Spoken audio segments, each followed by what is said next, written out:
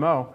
The average American expects to spend $550 on gifts this holiday season, but 72% say that they will have fewer gifts to give this year, with 37% making the decision to buy fewer presents to save money.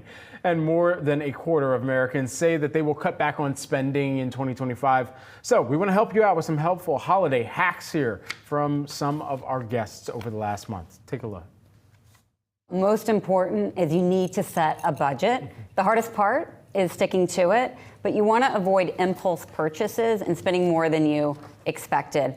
We generally recommend when you look at your income, 50% should cover your needs, so your rent, electricity, 30% is for your wants, including gifts, and 20% for savings. Now, we recognize in the holiday season, it's really difficult to stick to those ratios, so you might save a little less in order to fund those gifts, but then lay out what you're going to buy and really try to stick to it. There are, lots of ways to keep track of a budget, but in my opinion, utilizing a spreadsheet and creating that spreadsheet and keeping track of that on a daily basis as you're going out shopping during that busy season, I think is the way to go.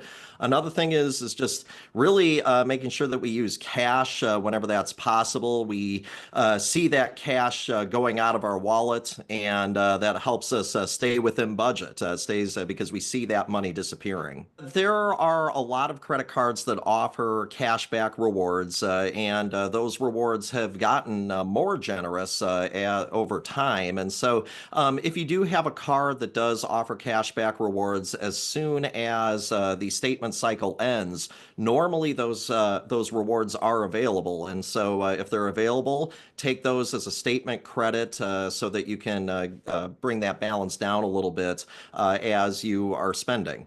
One of my favorite things to do when I'm doing any sort of holiday shopping is to leverage cashback apps like Rakuten and Honey. These are very, very simple Google Chrome extensions and apps that you can download where when you're doing any of your online shopping, they'll notify you of cash back, and they'll also notify you of any coupons that are available. So you're earning some money back on purchases you're already making, and you're also hopefully getting a discount.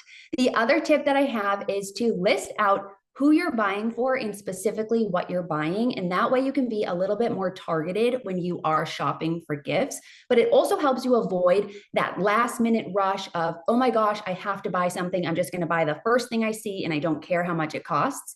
The last tip I have here is to start getting creative with some of your gifts and also your gift wrapping. You don't have to go out and buy someone a super expensive gift. I actually prefer homemade gifts. And in my family, we do a lot of homemade gift giving, a lot of recycled wrapping, and it just helps keep the costs as low as possible for sharing gifts within your inner circle and also being a lot more thoughtful